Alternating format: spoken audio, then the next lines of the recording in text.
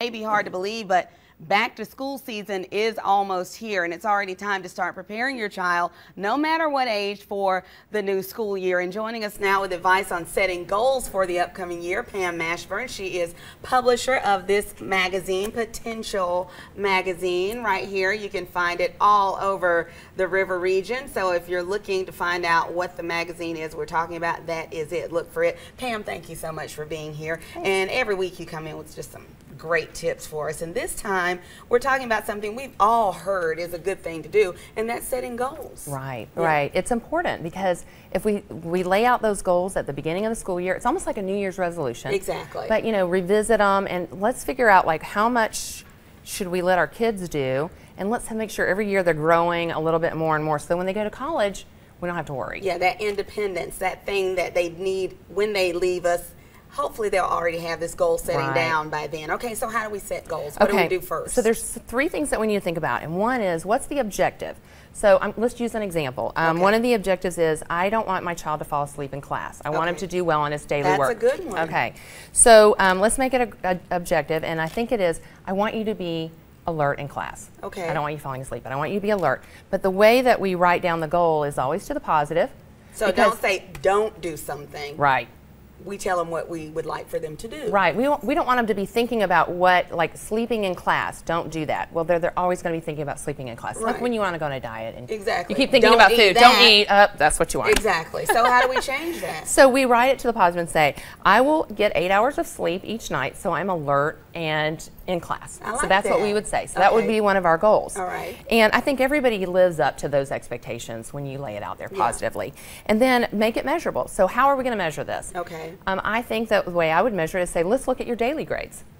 So are you turning your grades in? You're working every day? Are you getting tens out of 10 because you've done all the work? Exactly. Or were you sleepy and you weren't able to get through it all, or you weren't paying attention when the teacher was explaining it? Exactly. So we want to make sure it's measurable. Okay. Yeah. All right. Now there's one thing that we have, and we can send this to folks in case we don't get through all of them, but we have 10 goals. Okay. I saw some of these. They're very good. And the first one is I think the most important, and that's get organized. Get organized, right.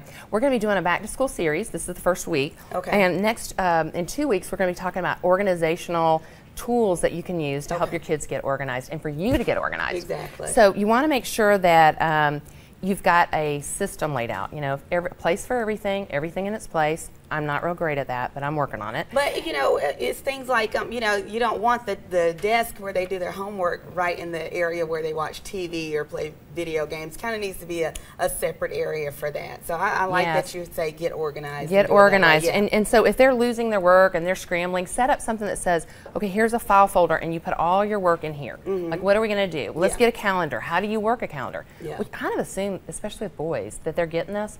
They don't. They don't. I think girls are so much better at it. And then instead of just getting them to do all that, a lot of times we want to jump in there and help them with everything. Right. And they have to start doing a lot of this on their own. Right. We'll go solo on projects. That's goal number 2. So make sure that they're the ones. Don't you go and race on the website and say, okay, it looks like you have an assignment due.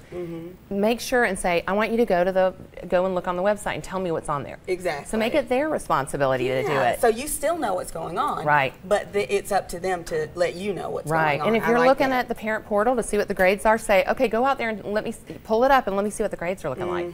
And you both go over it together. Right. Yeah. Right. And what about do the work? What does that mean? Make them responsible for doing that homework assignment. Don't do it for them, and don't be, you know, at some point when they're little guys, you got to kind of sit there with them and keep them, you know, attentive to it. But as they get older, they need to be able to do it on their own. Okay, come back in half an hour and let me see what you've done. It's all learned behavior. It is. It really is. It is, and we've got to let go. Yeah, and then fill in the gaps. Let's get through at least 5 of them. Fill in the gaps. Right. So we did a thing on teen resumes. When we did that with my older son, we realized he's been spending so much time in sports and with work that he had not gotten a lot of extracurriculars. So figure out where they may be weak. So this year say, okay, I want you to find 2 clubs that you want to be a part of.